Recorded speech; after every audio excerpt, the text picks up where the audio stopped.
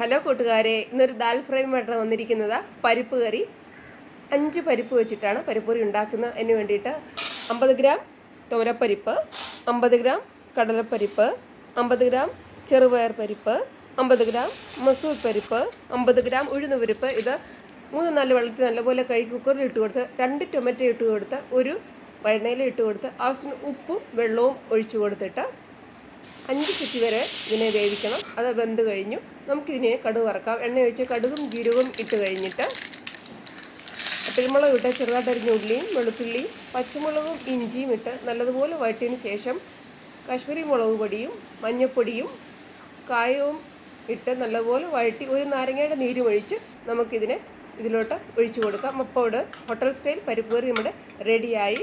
നമുക്ക് മല്ലിയില ഇട്ട് ഇതിനെ ഗാർണിഷ് ചെയ്ത് കൊടുക്കാം. എല്ലാവരും ഇത് ട്രൈ ചെയ്യണം കേട്ടോ. ഇഷ്ടമായ ലൈക്ക് സബ്സ്ക്രൈബ് ചെയ്യണം. വീണ്ടും കാണും വരെ ബൈ.